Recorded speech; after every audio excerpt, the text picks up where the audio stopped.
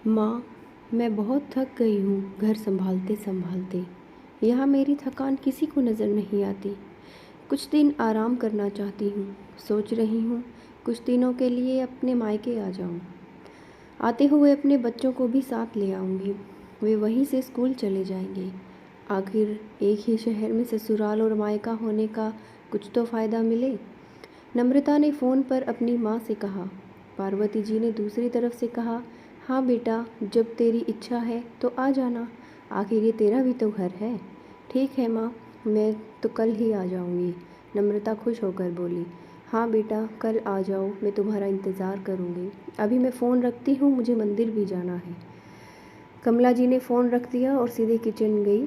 Kitchen में खाना बना रही बहू से बोली, अरे प्रिया, सुनो, कल तुम्हारी ननद आ रही है। आज बाज़ार जाकर फल सब्जी मिठाइयाँ लेकर आना। बेचारी मेरी बेटी ससुराल में नौकरों की तरह काम करती है और उस पर कोई ध्यान ही नहीं देता। यहाँ आएगी, कुछ दिन रहेगी तो उसका मन और तबीयत अच्छे रहेंगे। सास के मुंह से ऐसी बातें सुनकर प्रिया का चेहरा उतर गया। वह मन ही मन सोचने लगी, काश आपको मेरी थकावट भी नज़र आती। मैं भी दिन रात झाड़ू पोछा, बर्तन, खाना बनाना, मार्केट जाना, हर वह काम करती हूँ जिससे हमारे परिवार वालों को कोई दिक्कत ना हो। काश आप मुझ पर भी ध्यान दे पाती।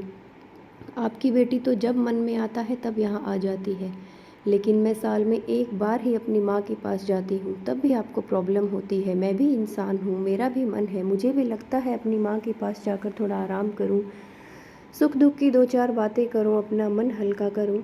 भगवान, अब तुम ही कुछ करो ताकि मेरी सांस की आंखें खुले और उसे मेरी थकावट भी नज़र आए। शाम तक भगवान ने जैसे प्रिया की सुन ली और उसकी ननद का फ़ोन आया।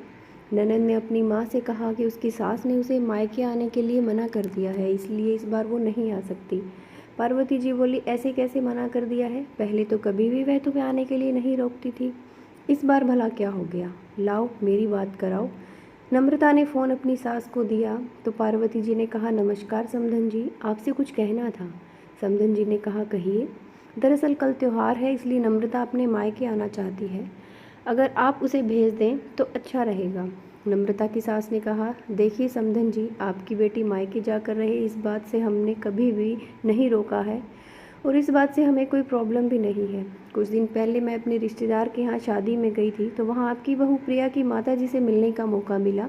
उनसे गपशप करने के दौरान उनकी बातों से पता चला कि प्रिया को साल में एक ही बार अपने मायके जाने को मिलता है और वह भी बहुत कम समय के लिए।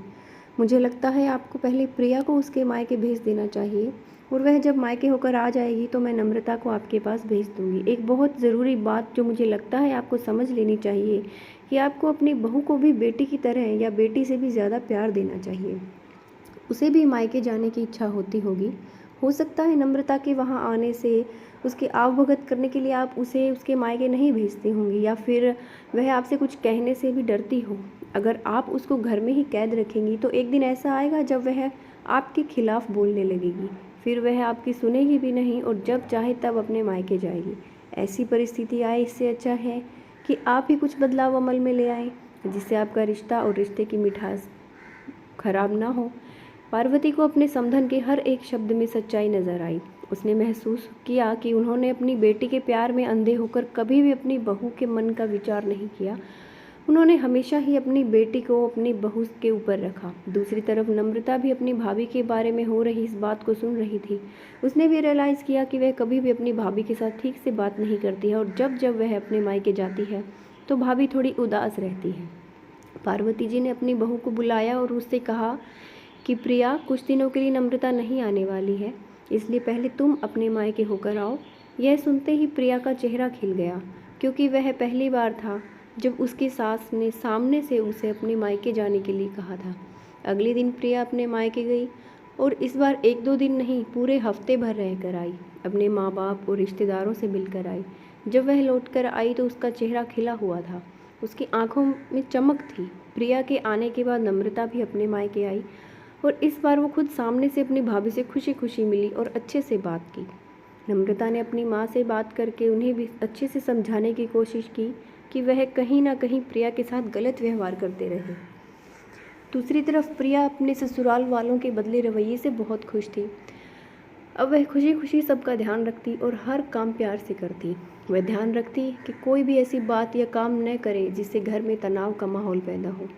पार्वती जी अपनी बहू को खुद ही समय समय पर मायके भेज दिया करती। एक छोटे से बदलाव ने सास और बहू, भाभी और ननंद के बीच की कड़वाहट को दूर कर दिया और रिश्तों को और भी ज़्यादा मीठा और मजबूत कर दिया था। अगर आपको स्टोरी पसंद आई हो तो please like, share and comment, और प्लीज़ चैनल को सब्सक्राइब करें। Thank you for watching the story.